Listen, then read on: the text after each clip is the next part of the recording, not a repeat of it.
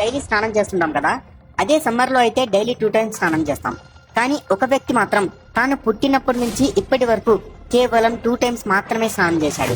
మామూలుగా మనుషులకి మీసాలు ఉండడం చాలా కామన్ కదా, కానీ జంతువులకి, అందులోనూ పక్షులకు మీసాలుంటే ఎలా ఉంటుంది? అలాంటి ఒక పక్షి ఉంది.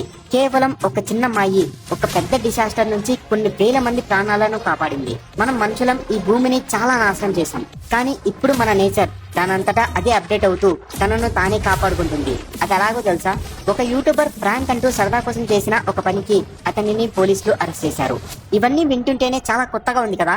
ఇవే కాదు, ఇంకా ఇలాంటి చాలా ఇంట్రెస్టింగ్ ఫ్యాక్ట్స్ గురించి ఈ వీడియోలో ఇన్ డీటెయిల్ గా 1 by 1 ఎక్స్ప్లెయిన్ చేశా. వీడియోని స్కిప్ చేయకుండా లాస్ట్ వరకు చూడండి.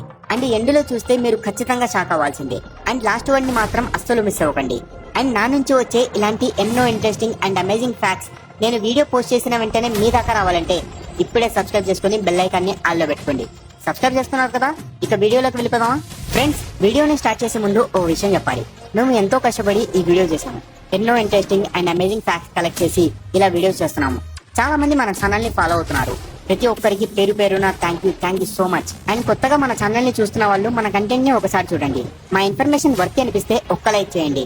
మీరు చేసే ఒక్క లైక్ ఇలాంటి వీడియోస్ ఇంకా ఎన్నో చేయడానికి మాకు మోటివేషన్ వస్తుంది. Let's start the video. Fact number 1. మీకు ఈ విషయం తెలుసా? కొలంబియా యూనివర్సిటీ వాళ్ళు ఆర్టిఫిషియల్ ట్రీస్ ని కనిపెట్టారు. ఈ ట్రీస్ ఉంటే ఇంకా ఫ్యూచర్ లో ఆక్సిజన్ కోసం ఒరిజినల్ ట్రీస్ తో అస్సలు పని లేదు. ఏంటి ఆర్టిఫిషియల్ ట్రీస్ అని షాక్ అయ్యారా? అసలు ఇవి ఏం చేస్తాయో తెలిస్తే మీరు ఇంకా షాక్ అవుతారు. ఇవి ఎయిర్ లో ఉన్న కార్బన్ డైఆక్సైడ్ మొత్తాన్ని రిమూవ్ చేస్తుంది, అది కూడా చాలా ఫాస్ట్ గా. నార్మల్ గా ఒక ట్రీ ఒక రోజుకి ఎంత కార్బన్ డైఆక్సైడ్ ని రిమూవ్ చేస్తుందో అంతకంటే 1000 టైమ్స్ బెటర్ గా ఇది ఎయిర్ ని క్లీన్ చేస్తుంది. ఫ్యూచర్ లో కార్బన్ డైఆక్సైడ్ మొత్తాన్ని ప్యూర్ ఆక్సిజన్ గా కన్వర్ట్ చేసేలా ఈ ఆర్టిఫిషియల్ ట్రీస్ ని డిజైన్ చేస్తున్నారు. అప్పుడు ఇంకా భూమి మీద ఆక్సిజన్ కోసం ఒరిజినల్ ట్రీస్ తో అసలు పని ఉండదు. టెక్నాలజీ అప్డేట్ అవుతుంది, కానీ ఈ ఆర్టిఫిషియల్ ట్రీస్ వల్ల బెనిఫిట్స్ కన్నా లాసెస్ ఎక్కువ ఉన్నాయి. వాళ్ళు తయారు చేసే ఈ ఆర్టిఫిషియల్ ట్రీస్ మీద పక్షులు ఉండవు, వాటికి ఫ్రూట్స్ రావు. అండ్ ఆ ఆర్టిఫిషియల్ ట్రీస్ వల్ల కనీసం నీడ కూడా రాదు, వాటి వల్ల వర్షాలు కూడా రావు. టెక్నాలజీని యూజ్ చేసుకోవడం తప్పు కాదు, ఆ టెక్నాలజీని యూజ్ చేసుకొని మన అందమైన ఎన్విరాన్మెంట్ ని నాశనం చేయడం తప్పు. ఈ టెక్నాలజీ గురించి, ఈ న్యూ ఇన్వెన్షన్ గురించి మీరేమనుకుంటున్నారో మీ అభిప్రాయాన్ని కామెంట్ చేయండి. Fact number 2. ఇప్పుడు మీరు ఈ ఫోటోలో చూస్తున్న ఈ వ్యక్తి పేరు అమోహ్ హజీ. ఈ పెద్ద మనిషి 1 కాదు 2 కాదు, ఏకంగా 60 ఏళ్ల పాటు అస్సలు స్నానమే చేయలేదు. అవును, కానీ షాకింగ్ ఏంటంటే అతనికి ఏం కాలేదు. ఈ వ్యక్తి ఇరాన్ దేశానికి చెందినవాడు. అతను యంగ్ ఏజ్ లో ఉన్నప్పుడు ఒక ఇన్సిడెంట్ ని ఫేస్ చేశాడు. అంటే తన జీవితంలో చాలా బాధపడే సంఘటన ఒకటి జరిగింది. అప్పటి నుండి అతనిలో ఒక రకమైన తెలియని భయం ఏర్పడింది. సబ్బులు, షాంపూలు, ఇలా ఏ రకమైన కెమికల్స్ అయినా మన శరీరానికి అస్సలు మంచివి కావు అని అతను చాలా గట్టిగా ఫిక్స్ అయ్యాడు. అప్పటి నుండి ఇతను ఎవరిని కలిసినా ఇదే చెప్పేవాడు, జీవితం ఎక్కువ కాలం ఉండాలంటే ఈ కెమికల్స్ కి వీలైనంత దూరం ఉండాలి అని. కానీ నిజానికి ఇతనికి అబ్లోటోఫోబియా అనే ఒక మెంటల్ డిసార్డర్ ఉంది. ఈ వ్యాధిలో ఉన్న వాళ్లకు సబ్బులు, క్లీనింగ్ మెటీరియల్స్ వంటి వాటితో చాలా భయం వేస్తుంది. అమోహ్ హజీ తన 19 ఏట స్నానం చేయడం ఆపేశాడు. అతనికి 94 ఏళ్ల వయసు వచ్చే వరకు స్నానం చేయలేదు. అతను డైరెక్ట్ గా ఉడకబెట్టని పచ్చి మాంసం తినేవాడు. ఎక్కడైనా ప్రకృతి సిద్ధమైన నీటి వనరులు లైక్ వాటర్ ఫాల్స్ కనిపిస్తే వాటిని తాగేవాడు. తన దగ్గర ఉన్న తుప్పు పట్టిన ఒక పాత డబ్బాలో నీళ్లు పోసుకొని తాగేవాడు. ఇంకా అతను ఏం చేసేవాడంటే రోజుకి 5 సిగరెట్లు తాగేవాడు. వాటిలోనూ జంతువుల పేగులని ఎండబట్టి పొడి చేసి కాల్చేవాడు. అతను రోడ్ల మీద, పబ్లిక్ టెంట్స్ల కింద జీవించేవాడు. ఈ విషయం వైరల్ అయిన తర్వాత ఒక మెడికల్ టీం వచ్చి అతన్ని టెస్ట్ చేసింది. అసలు అతను ఇన్ని సంవత్సరాలు ఎలా బతుకున్నాడు అని వాళ్ళు షాక్ అయిపోయారు. ఇంకా ఇంట్రెస్టింగ్ విషయం ఏంటంటే అతని శరీరంలో కనీసం ఒక్క డిసీజ్ కూడా కనిపించలేదు, ఏ ఇన్ఫెక్షన్ కూడా లేదు. అతని శరీరం అలాంటి పరిస్థితుల్లో జీవించడానికే అతని శరీరం అలవాటు పడిపోయింది. మన శరీరం కూడా అలానే మన చుట్టూ ఉన్న వాతావరణానికి తగ్గట్టుగా అడాప్ట్ అయిపోతుంది. కానీ చివరికి అతని చుట్టూ ఉన్న వాళ్ళు ఒత్తిడి పెట్టి ఒకసారైనా స్నానం చెయ్యని చాలా ఫోర్స్ చేశారు. అతను ఫైనల్ గా స్నానం చేశాడు. కానీ స్నానం చేసిన కొన్ని వారాలకే చాలా ఇబ్బందికి గురయ్యి కొన్ని రోజులకే అతను చనిపోయాడు. పాపం బుద్ధిగా తన జీవితం తాను జీవించే అతన్ని స్నానం చేయించి చంపేశారు. Fact number 3. ఇప్పుడు మీరు చూస్తున్న ఈ బల్బుని 1901 లో కాలిఫోర్నియాలోని లివర్మోర్ అనే సిటీలో ఉన్న ఫైర్ స్టేషన్ లో సెట్ చేశారు. అంటే ఈ బల్బు పెట్టి దాదాపుగా 123 సంవత్సరాలు అవుతుంది. అప్పటి నుంచి ఇప్పటి వరకు ఈ బల్బ్ నాన్ స్టాప్ గా వెలుగుతూనే ఉంది. ఈ బల్బుని ఇప్పటికీ కూడా ఒక ప్రత్యేకమైన గ్లాస్ క్యాబినెట్ లో చాలా జాగ్రత్తగా ఉంచారు. 123 సంవత్సరాలంటే ఇప్పటికీ ఇది దాదాపుగా 10 లక్షల గంటలకు పైగా వెలిగింది. ఈ బల్బును షల్బై అనే ఒక ఎలక్ట్రిక్ కంపెనీ తయారు చేసింది. ఇందులో కార్బన్ ఫిలమెంట్ ని యూజ్ చేశారు.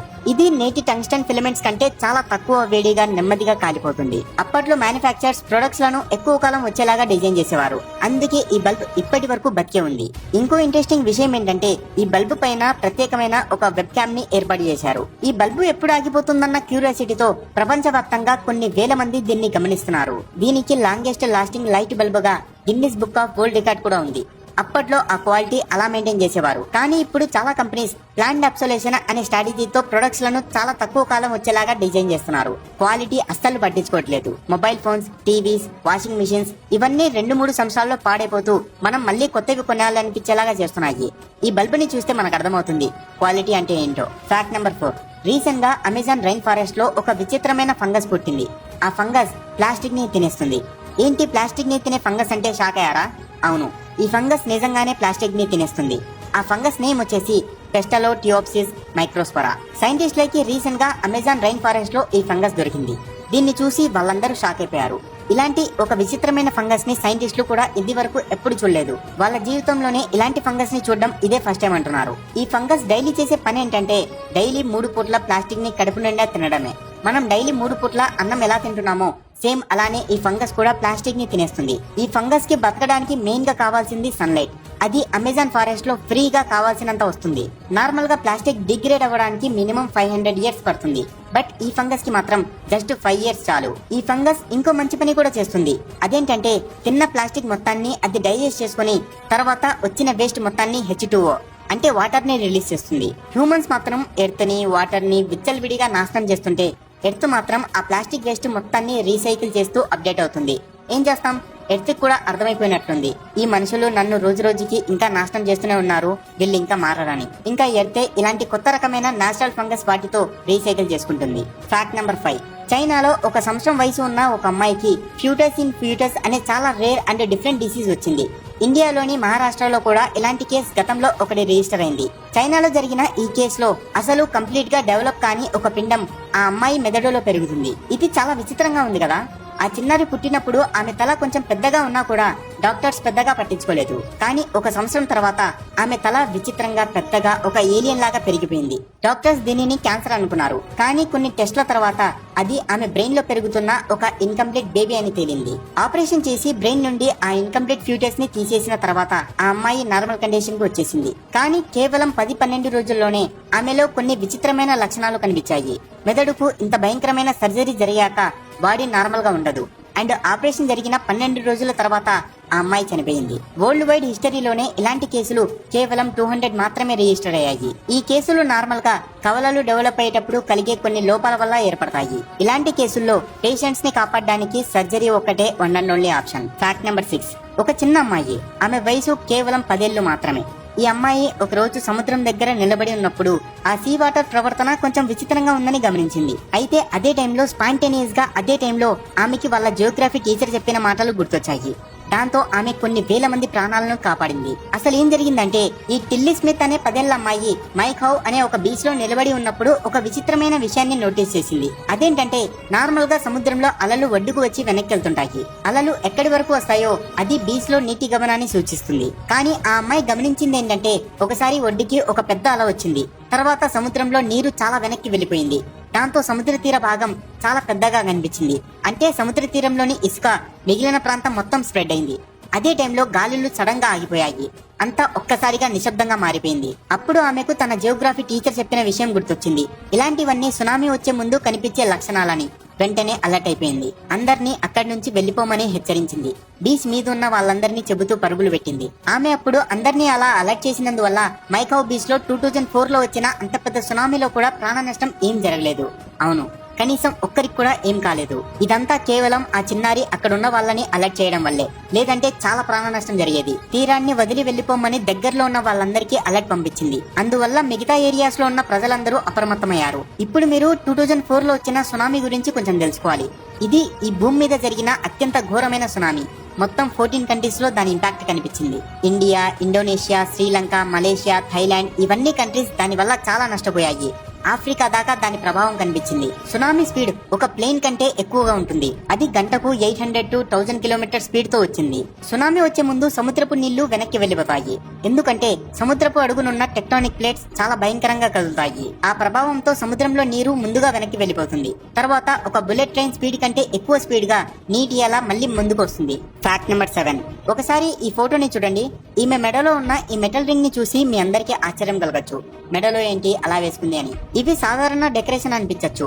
అలా వీటిని వేసుకోవడం వెనక ఒక డీప్ ట్రెడిషనల్ స్టోరీ ఉంది. వీళ్ళు కయాన్ అనే ఒక తెగకు చెందిన వాళ్ళు. ఈ ట్రైబ్ వాళ్ళు మయన్మార్ అండ్ థైలాండ్ బార్డర్ లో నివసిస్తుంటారు. ఇక్కడ చిన్నపిల్లలకి 5 సంవత్సరాలు వచ్చిన వెంటనే వారి మెడకి ఇలాంటి మెటల్ రింగ్స్ ని వేసే సాంప్రదాయం ఉంది. ఈ సాంప్రదాయం వెనక వాళ్ళకి ఒక నమ్మకం కూడా ఉంది. అదేంటంటే ఎక్కువ పొడవైన మెడ ఎవరికైతే ఉంటుందో వాళ్ళు అందరికన్నా అందంగా కనిపిస్తారని. అందుకే ఈ రింగ్స్ వేస్తే మెడ కొంచెం పొడవుగా కనిపిస్తుంది. కానీ నిజంగా మెడ పొడవడం కాదు. ఈ మెటల్ రింగ్స్ వారి collar bone and chest bones పై ప్రెజర్ ని కలిగించి వాటిని నెమ్మదిగా కిందకి నెట్టేస్తాయి. అలా మెడ నెమ్మదిగా ఎక్కువగా ఉన్నట్టుగా కనిపిస్తుంది. ఇది కేవలం అందం కోసం మాత్రమే కాదు. ఈ తెగలో ఒక నమ్మకం ఉంది. ఈ డిఫరెంట్ గా ఉన్న మెడ స్ట్రక్చర్ వల్ల వేరే ఇతర ట్రైబ్స్ వారిని అట్రాక్ట్ చేయకుండా ఉండే అవకాశం ఉంటుంది. దాంతో ఆ తెగ స్త్రీలు కాపాడబడతారు. మరికొంతమంది ఇది జంతువులు, ముఖ్యంగా పులుల దాడి నుండి మెడను రక్షించేందుకు ఓ రకమైన రక్షణగా ఉపయోగపడుతుందని నమ్ముతారు. ఈ రింగ్స్ చాలా బరువుగా ఉంటాయి. ఒక మహిళ మెడలో ఏకంగా 15 నుంచి 20 కిలోగ్రాముల వరకు బరువు ఉంటుంది. అండ్ ఇది ఆమె తెగ యొక్క సాంస్కృతిక వారసత్వానికి ఒక గుర్తు. ప్రపంచం మొత్తంలో అత్యంత విశేషమైన, ప్రత్యేకంగా మిగిలిపోయిన సంప్రదాయాల్లో ఇది ఒకటి. Fact number 8. ఒక కాలేజ్ కుర్రాడు తన ప్రాజెక్ట్ కోసం ఒక పర్వత ప్రాంతానికి వెళ్లి తిరిగి ఇంటికి వెళ్లే టైంలో రోడ్డు పైన అందరినీ లిఫ్ట్ అడుగుతున్నాడు.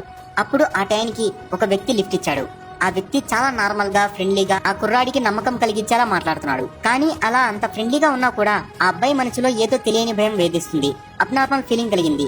ఈ వ్యక్తిలో ఏదో తప్పు ఉంది అనే ఫీలింగ్ తో గట్టిగా ఎలాంటి ఆధారం లేకున్నా కూడా ఏదో సీక్రెట్ గా జరుగుతుందనిపించింది. ఆ కార్ ఒక టైంలో ఒక చిన్న ప్లేస్ దగ్గర కొంచెం స్లో అయింది. ఆ కుర్రాడు ఇదే మంచి టైం అనుకుని సడన్ గా కార్ డోర్ ఓపెన్ చేసి వెంటనే కార్ నుంచి బయటికి దూకేశాడు. వెంటనే అక్కడి నుంచి పారిపోయి ఒక చిన్న టౌన్ కి చేరుకున్నాడు. కొన్ని రోజులకు ఆ ఇన్సిడెంట్ మర్చిపోయాడు. కానీ 2 సంవత్సరాల తర్వాత అతను టీవీలో ఓ ఇంటర్వ్యూ చూస్తూ చాలా షాక్ అయిపోయాడు. ఎందుకంటే అది American serial killer John Wayne Gacy ఇంటర్వ్యూకి సంబంధించింది. ఆ అబ్బాయి నా ఫస్ట్ విక్టిమ్, నా కార్ నుంచి పారిపోయాడు అని గేసీ చెప్పాడు. వెంటనే ఆ అబ్బాయికి అతని ముఖం, ఆ నవ్వు, ఆ లిఫ్ట్ ఇవ్వడం అన్ని గుర్తొచ్చాయి. అప్పుడు అతనికి అర్థమైంది అప్పట్లో తన పక్కనే కూర్చున్న వ్యక్తి మామూలు వ్యక్తి కాదు, ఒక పెద్ద సీరియల్ కిల్లర్ అని. జాన్ వెన్ గేసీ ఓ కిరాతక హంతకుడు. క్లోన్ గెటప్ లో పిల్లలతో మాయమాటలు చెప్పి వారిని కిడ్నాప్ చేసి హత్యలు చేసేవాడు. అతని దుర్మార్గపు పనులకు లాస్ట్ కి అమెరికన్ గవర్నమెంట్ అతనికి ఉరిశిక్ష విధించాల్సి వచ్చింది. ఆ అబ్బాయికి మాత్రం అదృష్టం మామూలుగా లేదు. అంత పెద్ద సీరియల్ కిల్లర్ దగ్గర నుంచి తప్పించుకున్నాడంటే ఆ అబ్బాయి నిజంగా చాలా లక్కీ కదా. Fact number 9. ఒక మనిషి టెంపుల్ కి వెళ్లి అక్కడ చికెన్ తినడం స్టార్ట్ చేశాడు. తర్వాత దాని రిజల్ట్ ఏమైందో చూడండి. ఒకసారి లండన్ లో ఉన్న గోవిందాస్ అనే ఫేమస్ వెజిటేరియన్ రెస్టారెంట్ లోకి బ్రిటిష్ కి చెందిన ఒక కంటెంట్ క్రియేటర్ చేసిన పనికి అందరూ షాక్ అయిపోయారు. అసలు మ్యాటర్ ఏంటంటే సెంజో అనే యూట్యూబర్ కంప్లీట్ గా ప్యూర్ వెజిటేరియన్ రెస్టారెంట్ కి వెళ్ళాడు. అక్కడున్న స్టాఫ్ ని పిలిచి ఇక్కడ అన్ని వెజిటేరియనా అని అడిగాడు. వారు చాలా క్లియర్ గా చెప్పారు, అవును సార్, మేము ఎలాంటి నాన్ వెజిటేరియన్ ఉపయోగించమని. కానీ కొంతసేపు తర్వాత ఏం చేశాడంటే తన బ్యాగ్ లోంచి KFC చికెన్ ని బయటికి తీసి అక్కడే కూర్చొని తినడం మొదలు పెట్టాడు. అక్కడ ఉన్న వాళ్ళంతా షాక్ అయిపోయారు. ఎందుకు ఇలా చేస్తున్నావని అక్కడున్న వాళ్ళంతా అతన్ని అడిగారు. దానికి అతని సమాధానం, నేను ప్రాంక్ చేస్తున్నానని చెప్పాడు. ఆ వీడియో సోషల్ మీడియాలో బాగా వైరల్ అయింది. చాలా మంది దీనిని టెంపుల్ చుట్టూ ఉన్న పవిత్రతను పాడు చేస్తున్నట్లుగా భావించారు. దీంతో పోలీసులు రంగంలోకి దిగారు. మొత్తం జరిగిందంతా తెలుసుకుని చివరికి సెంజోని అరెస్ట్ చేశారు. తర్వాత అతను సొంతగా ఒక పోస్ట్ పెట్టాడు. నాకు అర్థమైంది, నేను ప్రాంక్ చేయాలనుకుంటూ కొన్ని లిమిట్స్ ని క్రాస్ చేసి వెళ్లిపోయాను, ఐఎమ్ సారీ అని. కానీ పబ్లిక్ మాత్రం మరోలా రియాక్ట్ అయ్యారు. నువ్వు చిన్న లిమిట్ కాదు, పెద్దదే క్రాస్ చేశావని పోస్టులు పెట్టారు. ఇది కేవలం ఓ ప్రాంక్ కాదు, అందరి నమ్మకం, విశ్వాసం పట్ల గౌరవం ఉండాలన్న ఓ ఉదాహరణ. మతపరమైన ప్రదేశాల్లో ఆ పరిమితాల్ని మనం తెలుసుకోవడం చాలా అవసరం. Fact number 10. నేచర్ లో కనిపించే కొన్ని అద్భుతమైన జీవుల్లో ఇంకా టన్ అనే బర్డ్ కూడా ఒకటి. ఈ పక్షి స్పెషాలిటీ ఏంటంటే ఈ పక్షికి మనుషుల్లాగా మీసాలు ఉన్నట్లుగా కనిపిస్తుంది. దీనిని దూరం నుంచి చూస్తే అచ్చం మీసాలు ఉన్నట్లుగానే కనిపిస్తుంది. ఇంకా టన్ అనే పక్షి మెయిన్ గా సౌత్ ఆఫ్రికా ప్రాంతంలో కనిపిస్తుంది. ముఖ్యంగా చిలీ, పెరు మరియు కొన్ని హవాయి ఐలాండ్స్ లో వీటి జాతులు ఉన్నట్లుగా గుర్తించారు. ఇవి అడవుల్లో లేదా కొండ ప్రాంతంలో ఎక్కువగా కనిపిస్తాయి. ఈ పక్షుల్లో కేవలం మగ పక్షులకి మాత్రమే ఈ మీసాలు క్లియర్ గా కనిపిస్తాయి. బాగా పొడవుగా కొంచెం యాష్ కలర్ లో మెరిసే ఈ మీసాల పొడవు చూసి ఈ పక్షి ఆరోగ్యంగా ఉందా లేదో అని చెప్పొచ్చు. అందువల్ల కొన్ని రీసెర్చ్ లో ద్వారా ఏ పక్షికైతే మీసాలు పొడవుగా ఉంటాయో ఆ పక్షి అంత హెల్తీగా ఉన్నట్లు. దీని మీసాల మధ్య చిన్నగా కొంచెం గ్యాప్ ఉండడం వల్ల కొంతమంది దీనిని హిట్లర్ మీసాలతో పోలుస్తారు. ఎందుకంటే ఇవి అచ్చం 1940 జర్మన్ లీడర్ హిట్లర్ మీసాల్ లాగా కనిపిస్తాయి. ఇది ఇంతకు ముందు సోషల్ మీడియాలో కూడా చాలా వైరల్ అయింది. Fact number 11. మీకు ఈ విషయం తెలుసా? ఫస్ట్ లో హై హీల్స్ ని మగవాళ్ళ కోసం డిజైన్ చేశారు. అండ్ ఇదేం ఫ్యాషన్ కోసం తయారు చేయలేదు. దీనిని ఇలా తయారు చేయడానికి వెనుక ఒక స్టోరీ అండ్ పర్పస్ ఉంది. ఇప్పుడు కొంచెం వెనక్కి వెళ్దాం. 15th సెంచరీలో పర్షియన్ సోల్జర్స్ గుర్రాల మీద వెళ్లి యుద్ధం చేసేవారు. అలాంటి టైంలో ఈ హై హీల్స్ వాళ్ళకి చాలా గ్రిప్ ఇచ్చేవి. వాళ్ళు ఈ హీల్స్ గుర్రానికి కట్టిన స్ట్రిప్స్ లో ఇరికించి వాటిని స్టేబుల్ గా చేసుకునేవారు. దాంతో సోల్జర్స్ కి గుర్రం మీద కూర్చొని బాణాలు వేయడం చాలా అనుకూలంగా ఉండేది. అండ్ అలానే వారికి చాలా హెల్ప్ అయ్యేది. తర్వాత పర్షియన్ ఆర్మీ యూరోప్ కి వెళ్ళింది. యూరోపియన్ రాజులు వీటిని చూసి వావ్ ఇది చాలా బాగుందని ఆశ్చర్యపోయారు. ఎందుకంటే వీటిలో వారికి చాలా లగ్జరీ, రాయల్టీ అండ్ స్టేటస్ కనిపించింది. ఇంకా వెంటనే యూరోపియన్ లీడర్స్ ఆ హై హీల్స్ ని వేసుకోవడం స్టార్ట్ చేశారు. వాళ్ళు దాని మీద ఎంబ్రాయిడరీ వర్క్ కూడా చేయించారు. అప్పుడు ఫ్రాన్స్ కింగ్ అయిన లూయిస్ XIV కూడా ఈ హై హీల్స్ ని వేసుకునేవాడు. అప్పట్లో అతను హైట్ కొంచెం తక్కువగా ఉండేవాడు. అయితే అతను ఒక చట్టాన్ని పాస్ చేశాడు. హై హీల్స్ ని కేవలం రాయల్ కోర్ట్స్ కి వచ్చేవారు మాత్రమే వేసుకోవాలని. సో అప్పట్లో హై హీల్స్ ఎంత హైట్ ఉంటే అంత స్టేటస్ అని అర్థం. ఆ తర్వాత 18th సెంచరీలో లేడీస్ కూడా ఈ హై హీల్స్ ని వేసుకోవడం స్టార్ట్ చేశారు. వారు కేవలం ఫ్యాషన్ అండ్ స్టైల్ కోసం మాత్రమే వీటిని వేసుకునేవారు. స్లోగా ఈ ట్రెండ్ ఇంక్రీజ్ అవుతూ వచ్చింది. అండ్ అలానే టైం గడిచే కొద్దీ మగవారి హీల్స్ సైజ్ తగ్గుతూ వచ్చింది. అలానే ఆడవారి హీల్స్ సైజ్ పెరుగుతూ వచ్చింది. ఇంకా ఇప్పుడు మాత్రం హై హీల్స్ ని కేవలం ఆడవాళ్లు మాత్రమే వేసుకుంటున్నారు. Fact number 12. గైస్, ఎప్పుడైనా ఎక్కడైనా ఒక రెడ్ కలర్ లో కనిపించే రాయి చూసినట్లయితే దయచేసి దాన్ని విసిరేయకండి. ఎందుకంటే ఈ భూమి మీద గోల్డ్ అండ్ సిల్వర్ కన్నా చాలా కాస్ట్లీ అయిన వస్తువు ఏదైనా ఉంది అంటే అది ఈ రాయే. ఎందుకంటే ఈ రాయి మార్స్ మీద నుంచి వచ్చిన ఒక చిన్న ముక్క. అవును, ప్రస్తుతం ఇస్రో అండ్ నాసా లాంటి సంస్థలు మార్స్ మీద చాలా రీసెర్చ్లు చేస్తున్నాయి. మార్స్ అనేది చాలా ప్రమాదకరమైన ప్లానెట్. ఎందుకంటే ఆ ప్లానెట్ మొత్తం చాలా హార్మ్ఫుల్ గ్యాసెస్ తో నిండిపోయి ఉంటుంది. అలాంటి ప్రమాదకరమైన ప్లానెట్ కి సైంటిస్టులు వెళ్లడానికి ఏకంగా 200 కోట్ల రూపాయలు ఖర్చు పెడుతున్నారు. అలాంటి ప్లానెట్ నుంచి ఈ రాయి మాత్రం అదే వచ్చి భూమి మీద పడింది. ఈ రాయి వచ్చేసి 24 కిలోలు. ఈ రాయి పేరు వచ్చేసి NAA16788. ఎందుకింత కాంప్లికేటెడ్ నేమ్ పెట్టారని మాత్రం నన్ను అడగండి. మన సైంటిస్టులు అసలు ఏ దానికి సింపుల్ నేమ్ పెట్టారని. ఈ రాయి ఆఫ్రికా ఖండంలోని నైగర్ అనే దేశంలో దొరికింది. దీని విలువ వచ్చేసి ఏకంగా $4 మిలియన్. అంటే మన కరెన్సీలో దాదాపుగా 33 కోట్లు ఉంటుంది. మీ దగ్గర ఒక 30-40 కోట్లుంటే ఈ రాయిని మీరు న్యూయార్క్ లో జరిగే పబ్లిక్ ఆక్షన్ లో కొనొచ్చు. ఇంకా ఇంట్రెస్టింగ్ మ్యాటర్ ఏంటంటే సైంటిస్టులు చెప్పిన దాని ప్రకారం ఇంకా ఎన్ని మార్స్ రాళ్లు మన భూమి మీద పడ్డాయో మనకు తెలియదు. అండ్ మరి ఈ రాళ్లు భూమి మీదకి ఎలా వచ్చాయనే ఒక క్వశ్చన్ ఉంటుంది కదా. సింపుల్ గా చెప్పాలంటే స్పేస్ లో ఏదో ఆస్ట్రాయిడ్ మార్స్ ప్లానెట్ ని ఢీ కొట్టింది. ఆ ఢీ కొట్టడంలో కొన్ని రాళ్లు ఎస్కేప్ వెలాసిటీతో బయటికి వచ్చాయి. మన భూమి మార్స్ ప్లానెట్ కి పక్కనే ఉండడం వల్ల భూమి గ్రావిటీ ఎక్కువగా ఉండడం వల్ల ఆ రాళ్లు భూమి వైపు వచ్చాయి. చాలా రాళ్లు భూ వాతావరణంలో కలిసిపోతాయి. కానీ కొన్ని మాత్రం లక్కీగా భూమి లోపలికి ఎంటర్ అవుతాయి. తర్వాత నాసా లాంటి సైంటిస్టులకు ఇలా కొన్ని రాళ్లు దొరికాయి. సరే, ఇలాంటి రాళ్లు చాలా అరుదుగా దొరుకుతాయి. కానీ మీరు అబ్జర్వ్ చేస్తే ఇలాంటి డిస్కవరీస్ అన్ని ఎక్కువగా ఆఫ్రికాలోనే జరుగుతాయి. ఎందుకు తెలుసా? ఎందుకంటే ఆఫ్రికా లాంటి దేశాల్లో డెవలప్మెంట్ చాలా తక్కువగా ఉంటుంది. అడవులు ఎక్కువగా ఉంటాయి. అంటే ప్రకృతి ఎలా ఉంటుందో అలానే ఉంటుంది. అందుకే పాతకాలం నుంచే పడ్డ రాళ్లు అక్కడే దాగున్నాయి. Fact number 13. ఇప్పుడు మీరు ఇక్కడ చూస్తున్న ఈ అబ్బాయి ఒక రీల్ ని తీయడానికి ట్రై చేస్తూ రైలు పైన ఉన్న 25,000 వోల్ట్స్ కరెంట్ వైర్ ని డైరెక్ట్ గా తాకాడు. ఆ ట్రైన్ వైర్ లో ఎంత పవర్ ఉంటుందంటే ఒక వైర్ లో ఉండే కరెంట్ తో ఒక సిటీ మొత్తానికి లైటింగ్ ఇవ్వచ్చు. అంత పవర్ ఉంటుంది. ఇంకా చాలా మందికి ఒక అపోహ ఉంటుంది, ట్రైన్ ఆగిపోయింది కాబట్టి వైర్ తాకినా ఏం కాదని. అందుకే కొందరు ట్రైన్ మీదకి ఎక్కి సెల్ఫీలు కూడా తీసుకుంటుంటారు. కానీ నిజం ఏంటంటే ట్రైన్ రన్నింగ్ లో ఉన్నా లేకున్నా, ఒకవేళ ఆ ట్రైన్ వర్కింగ్ లో లేకపోయినా సరే ఆ వైర్స్ లో మాత్రం ఎప్పుడు కరెంట్ ఉంటుంది. కరెంట్ ఎప్పుడు అందులో ఫ్లో అవుతూనే ఉంటుంది. ఇంకొక ఇంట్రెస్టింగ్ విషయం ఏంటంటే ఈ వైర్ ని తాకాల్సిన అవసరం లేదు. దాని దగ్గరికి వెళ్తే చాలు, అది 2 అడుగుల దూరంలో ఉన్నా కూడా ఈ కరెంట్ మిమ్మల్ని అట్రాక్ట్ చేసి లోపల నుంచి కాల్చేస్తుంది. ఈ ఫినామినాని electric arc or electricity arc అంటారు. పైగా ప్లాస్టిక్ చెప్పులు వేసుకున్నా సరే అవి మిమ్మల్ని కాపాడవు. ఎందుకంటే ఎలక్ట్రిసిటీకి వాటితో సంబంధం ఉండదు. ఈ వైర్ తగలడం వల్ల చనిపోయిన బాడీస్ కి బయట కన్నా లోపలే ఎక్కువగా కాలిపోయిన గాయాలుంటాయి. అంత భయంకరమైన హీట్ ని అవి ప్రొడ్యూస్ చేస్తాయి. ఇంకో ఇంట్రెస్టింగ్ విషయం ఏంటంటే ట్రైన్ మీద ఉండే ప్యాంటోగ్రాఫ్ అనేది నిజంగా ఒక సైంటిఫిక్ వండర్ అనే చెప్పొచ్చు. అది రోజు ఈ భారీ వోల్టేజ్ ని తట్టుకొని పనిచేస్తుంది. ఈ వైర్ లో 2 సైడ్స్ 1000 కిలోల బరువుతో లాగే టెన్షన్ ని పెట్టి ఉంచుతారు. వర్షం వచ్చినా తుఫాన్ వచ్చినా అది బలంగా తట్టుకోగలవు. ఇంకా కొంతమంది ప్లాట్ఫామ్ మీద నడుస్తూ అక్కడ రైలింగ్ మీద 25,000 వోల్ట్ అని ఉన్న ఈ బోర్డ్ ని చూసి భయపడుతుంటారు. అది దాన్ని తాకకూడదని చెప్పే వార్నింగ్ మాత్రమే. Fact number 14. నాసా వాళ్ళు రీసెంట్ గా చేసిన ఒక రీసెర్చ్ లో అంటార్టికా గురించి చాలా షాకింగ్ విషయాలు వెలుగులోకి వచ్చాయి. మనం సాధారణంగా అంటార్టికా అంటే ఎప్పుడు మంచుతో కప్పబడి ఉండి సైలెంట్ గా ఉండే ఒక బోరింగ్ ప్రదేశం లాగా అనుకుంటాం కదా. కానీ నిజానికి ఆ మంచు కింద సేమ్ మన దేశాల మాదిరిగానే నేల ఉంటుంది. పర్వతాలు, లోయలు, ప్లేన్ భూములు అన్ని ఉంటాయి. ఇవన్నీ కేవలం మంచుతో పూర్తిగా కప్పబడి ఉండడం వల్ల మనకి కనిపించవు. నాసా వాళ్ళు చాలా క్యూరియాసిటీతో శాటిలైట్స్ అండ్ రేడార్ సహాయంతో ఆ మంచు కింద ఏముందో తెలుసుకునేందుకు ఒక పెద్ద స్కేల్లో చాలా రీసెర్చ్ చేశారు. దాంతో ఒక అద్భుతమైన విషయం బయటపడింది. అదేంటంటే లేక్ వాస్టోకో అనే ఒక పెద్ద నీటి సరస్సు అంటే వాటర్ లేక్ ఆ మంచు కింద దొరికింది. ఇది భూమిపై మంచు ఉన్నా కూడా గడ్డ కట్టుకోకుండా వాటర్ ఫామ్ లోనే ఉంది. ఎందుకంటే భూగర్భం నుండి వచ్చే హీట్ ఆ నీటిని వేడిగా ఉంచుతుంది. అంతేకాకుండా ఆ మంచు కింద పెద్ద పెద్ద పర్వతాలు కూడా ఉన్నాయి. అవి మామూలు పర్వతాలు కాదు, యూరోప్ లో ఉన్న ఆల్ప్స్ మౌంటైన్ కంటే కూడా పెద్దగా ఉన్నాయి. సైంటిస్టులు మరొక ఇంట్రెస్టింగ్ విషయాన్ని కనుక్కున్నారు. అంటార్టికా ఒకప్పుడు గ్రీనరీతో నిండి ఉన్న భూమి.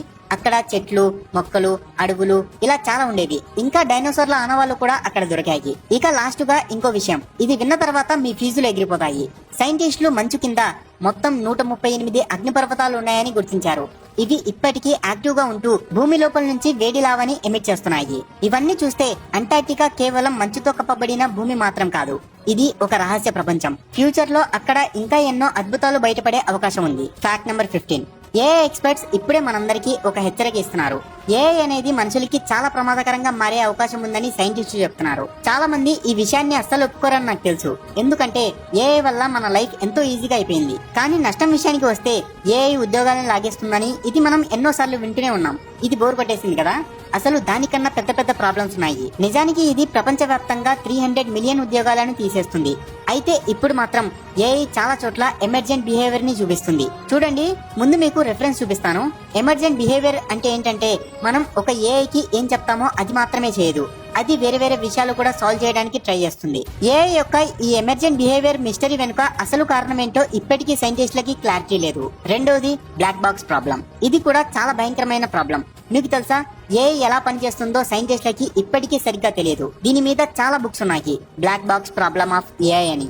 అంటే మనుషులు ఏఐని తయారు చేశారు, కానీ దాని లోపల మనుషులకి అర్థం కాని చాలా విషయాలు జరుగుతున్నాయి. దీని తర్వాత పెద్ద ప్రాబ్లం ఏంటంటే ది రేస్ టు ఏజీఐ. నేను మీకు ఒక ఫ్యాక్ట్ వీడియోలో ముందే చెప్పాను, ఏఐలో నెక్స్ట్ లెవెల్ ఏజీఐ అని. ఆర్టిఫిషియల్ ఇంటెలిజెన్స్ నుంచి ఆర్టిఫిషియల్ జనరల్ ఇంటెలిజెన్స్ అని. సో ఈ రేస్ ప్రపంచమంతా జరుగుతుంది. ఇది ఎలాంటి ఏఐ అంటే ఇది ఒక మనిషిలాగా నాలెడ్జ్, ఆలోచించే శక్తి, మాట్లాడే టోన్ అన్ని అచ్చుగుద్దినట్లు మనిషిలాగే ఉంటాయి. ఇంకా మనిషి చేసే ఏ పనైనా సరే ఆ ఏజీఐ 100% చేయగలదు. ఏఐ అయితే ఇప్పటికీ చాలా పనులు చేయలేదు, ఏజీఐ మాత్రం అలా ఉండదు. 2022లో ఒక రీసెర్చ్ స్టడీలో ఏం తెలిసిందంటే ఏఐ కేవలం 6 గంటల్లోనే ఏదైనా ప్రమాదకరమైన వస్తువుని ఎలా తయారు చేయాలో చెప్పేస్తుంది. కానీ ఆ పని ఒక మనిషి కనిపెట్టాలంటే సంవత్సరాలు పడుతుంది. ఫర్ ఎగ్జాంపుల్ కి మీరు ఏఐలో ఏదైనా ప్రమాదకరమైన లేకపోతే ఏదైనా అల్లరి పని గురించి సెర్చ్ చేస్తే దానికి ఏమైనా చెప్పినా సరే ఇది మా పాలసీకి అగెనిస్ట్ అని రిప్లై ఇస్తుంది కదా. కానీ ఏ కంపెనీ అయితే ఏఐని తయారు చేసిందో అది ఏమైనా చేయగలదు, ఎటువంటి వీడియోనైనా తయారు చేయగలదు, ఏ రకమైన డేటానైనా తీయగలదు. దీని గురించి లోతుగా ఆలోచిస్తే ఇది ఎంత ప్రమాదకరమో మీకే అర్థమవుతుంది. Fact number 16. జపాన్ ఏమంటుందంటే ప్రాణాలైనా ఇస్తాం కానీ ఈ చిన్న ఐలాండ్ రాయిని మాత్రం ఎవరికి అప్పగించమని చెప్తుంది. జపాన్ లో ఓ చిన్న రాయి ఉంది, దాన్ని కాపాడుకోవడానికి అక్కడి గవర్నమెంట్ 75 బిలియన్ జపాన్ కరెన్సీ అంటే 4000 కోట్ల రూపాయలకు పైగా ఖర్చు చేస్తుంది. అసలు ఈ రాయిలో ఏముందంటే ఈ రాయి పేరు ఒకినో టోరిషిమా. ఇది 16 స్క్వేర్ మీటర్స్ అంటే కార్ పార్కింగ్ ఏరియా ఎంత ఉంటుందో అంత స్థలం అన్నమాట. కానీ దీని వల్ల జపాన్ కి చాలా లాభం ఉంది. ఎందుకంటే దీని వల్ల జపాన్ కి సముద్రంలో చాలా పెద్ద ఏరియా మీద కంట్రోల్ దొరుకుతుంది. చూడండి, మన భారతదేశం కింద వైపున సముద్రం ఉంది కదా, అక్కడ ఇండియా బార్డర్ నుండి 370 కిలోమీటర్స్ వరకు ఉన్న నీటి ప్రాంతంలో ఏదైనా బంగారం, వెండి, వజ్రం, ముత్యం, ఆయిల్ ఇంకేదైనా దొరికినా కూడా అది ఇండియాకే చెందుతుంది. అయితే మన ఇండియా పక్కన లక్షద్వీప్ ఐలాండ్స్ ఉన్నాయి కదా, అవి ఇండియా నుంచి కొంచెం దూరంగా ఉంటాయి. అక్కడ ఏమవుతుందంటే లక్షద్వీప్ ఇండియాదే కదా, ఇప్పుడు లక్షద్వీప్ నుండి 370 కిలోమీటర్స్ సముద్ర ప్రాంతం కూడా ఇండియాదే అవుతుంది. ఎందుకంటే సముద్రంలో మన ఇండియాకు ఓ చిన్న భూభాగం ఉంది. అప్పుడే ఇది సాధ్యమవుతుంది, లీగల్ రైట్స్ ఎక్స్టెండ్ అవుతాయి. సో జపాన్ పరిస్థితి కూడా ఇలానే ఉంది. ఇప్పుడు ఈ ఒకినో టోరిషిమా అనేది జపాన్ కు చాలా దూరంగా ఉంది, కానీ ఇది జపాన్దే. కాబట్టి జపాన్ కు దీనిపై హక్కు కావాలి. ఎందుకంటే ఇది జపాన్దే అయితే అక్కడి నుండి 370 కిలోమీటర్ సముద్రం కూడా జపాన్దే అవుతుంది.